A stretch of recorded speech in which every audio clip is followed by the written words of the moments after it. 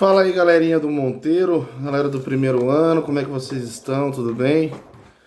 Estamos aí com mais uma videoaula para fazer a correção dos exercícios do caderno de atividades, ok? Estamos lá na página 5 do caderno de atividades, aonde fala sobre a transição, né? Transição da Antiguidade para a Idade Média na Europa. Então, pessoal, vou fazer uma correção com vocês, uma correção rápida, não demora muito, beleza? E não se esqueçam, pessoal, estudem, continuem estudando, continuem fazendo as suas atividades, porque isso é importante, é treino, né? Galera, vamos lá então. Eu vou estar olhando sempre aqui do lado, lendo a pergunta e falando um pouco da resposta, tá? Exercício 1, então. Sobre a transição entre o fim do Império Romano e o crescimento do feudalismo, assinale a alternativa correta. Pessoal, só vou comentar a alternativa correta, ok? Não vou comentar as demais erradas, né? Acredito que se a gente comentar só a correta, já vai dar muito certo.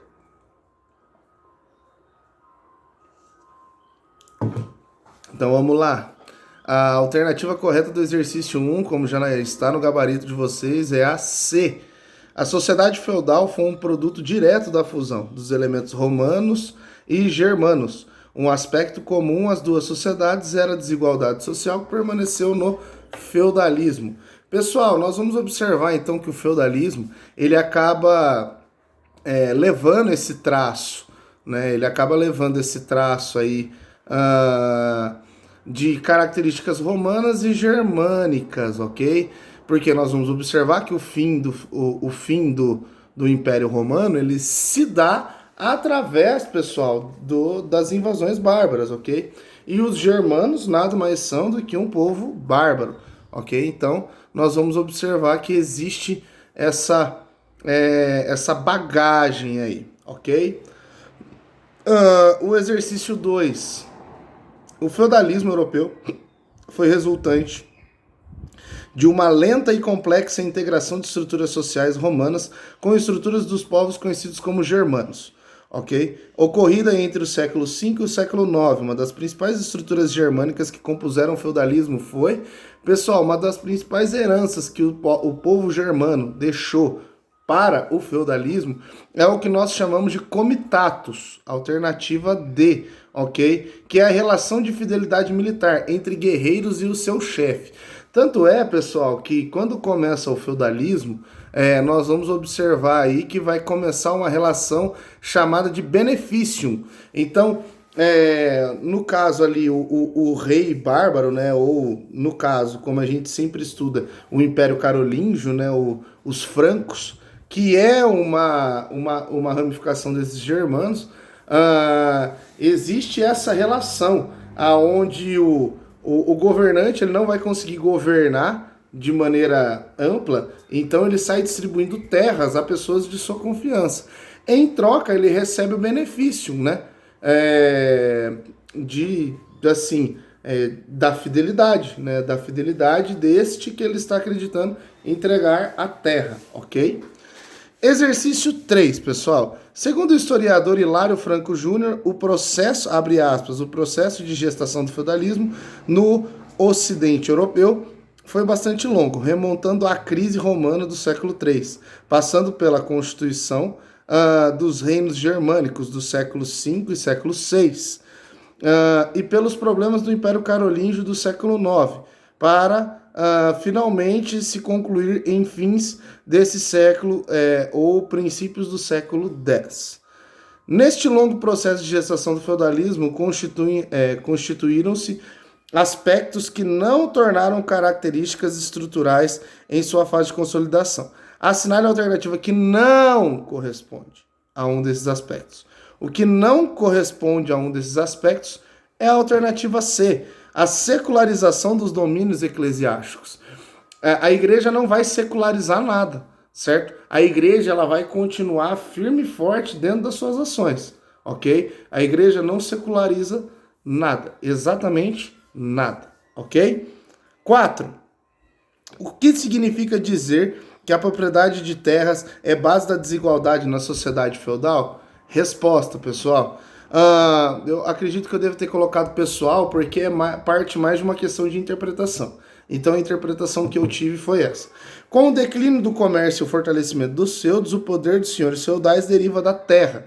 Ou seja, ele ganha a terra e o fato dele ter ganhado a terra, o poder dele fica atrelado a essa terra que ele recebeu. Óbvio, seria mais ou menos você receber alguma coisa agora, por exemplo, de posse, de domínio. Então, o seu poder está relacionado a isso que você recebeu, né? Assim, quem detinha tais posses dispunha também de diversos camponeses que lhe deviam trabalho e impostos. O servo trabalhava na terra sob o domínio do senhor e nunca tinha posse dela. É uma relação que existia, ok? Sempre vai ser uma relação que existe. Então, seguindo aqui, pessoal, exercício 5. O feudalismo consolidou-se na Europa a partir do século X como organização política, econômica e social. Entre suas características, identificamos a alternativa B, pessoal. A cobrança de vários tributos como mão morta, talha e banalidades. Só para lembrar o que significa cada um, tá? A cobrança da mão morta significa, por exemplo, vamos supor que eu morava num feudo com a minha família e eu morri. Se minha família quiser continuar nesse feudo, eles têm que pagar uma taxa para continuar nesse feudo trabalhando no meu lugar, certo? É o que nós chamamos de taxa da mão morta, ok? Só deixa eu puxar um pouquinho mais para cá aqui. Tá batendo um solzinho aqui, eu não sei se vocês vão conseguir ver, ó. Tá batendo um solzinho até mais ou menos aqui. Tá bom? Pera lá que eu vou arrumar aqui. Aí, agora sim. Filé.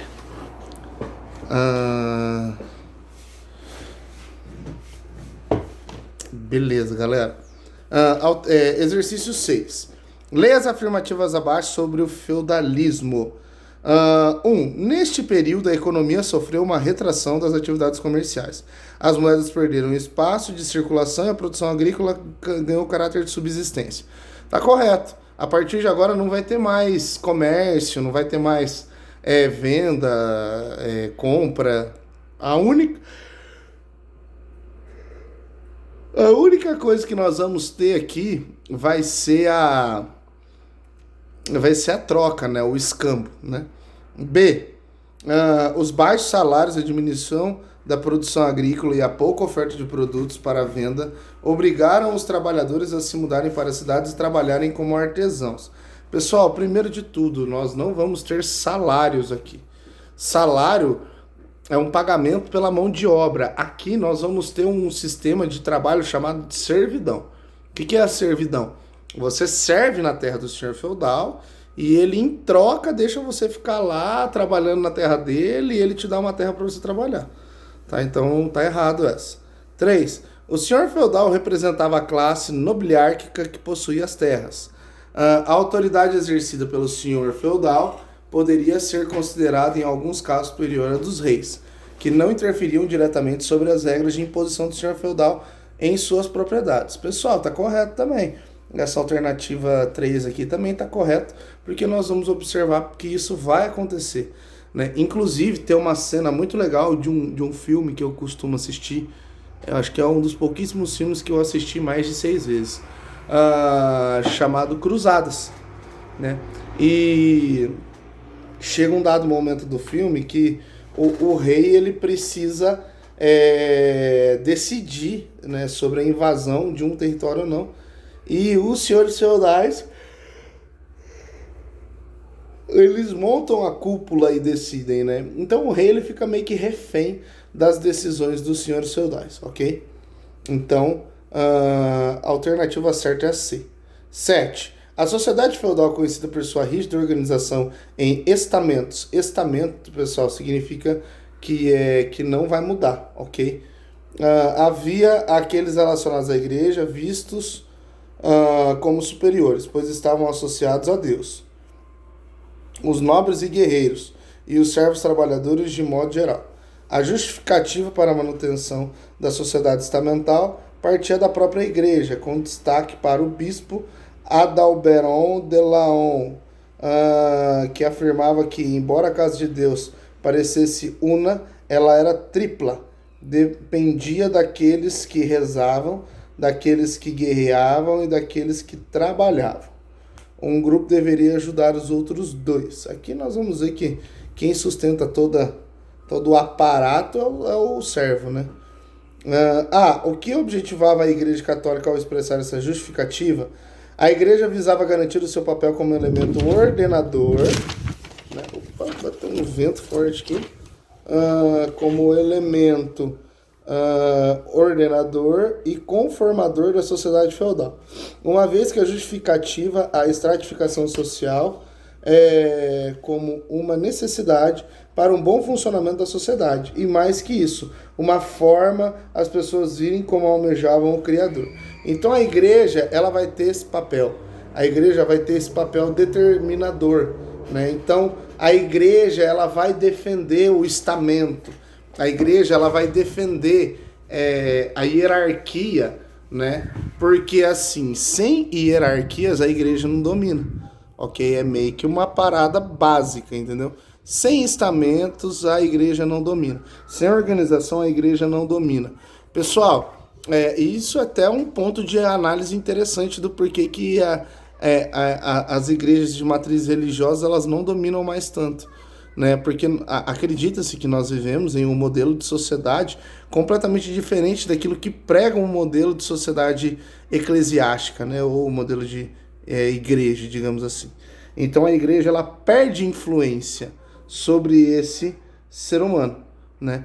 Eu fico imaginando a primeira mulher ou o primeiro homem que tipo assim, libertou e daí pensou, na verdade a gente não depende dessa questão religiosa, né?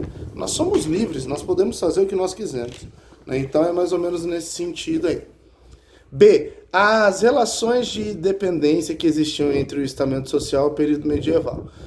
Vocês podem descrever, pessoal, as relações que existiam entre vassalagem e servidão.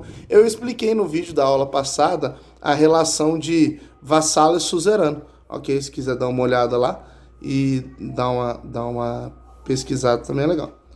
8. Sobre o posicionamento da Igreja Católica durante o período conhecido como Idade Média, no século V ao século XV, lê as assertivas abaixo. Vamos ver.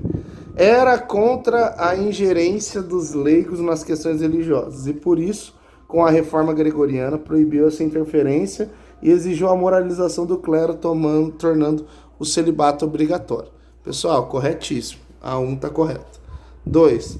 Foi a principal responsável pelo ensino através da criação das universidades, onde se aprendia o trivium, gramática, retórica e lógica, e quadrivium, aritmética, geometria, astronomia e música.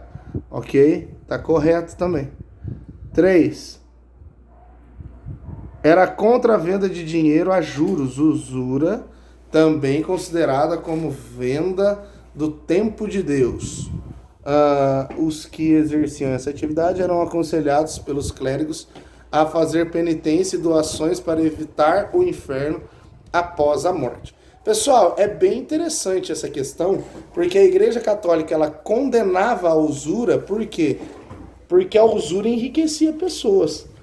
E quanto mais uma pessoa é rica, mais poder ela tem. Quanto mais poder ela tem, mais brilho que poderia ofuscar a igreja poderia acontecer, ok? Então, seguindo aqui, pessoal, a 4, né?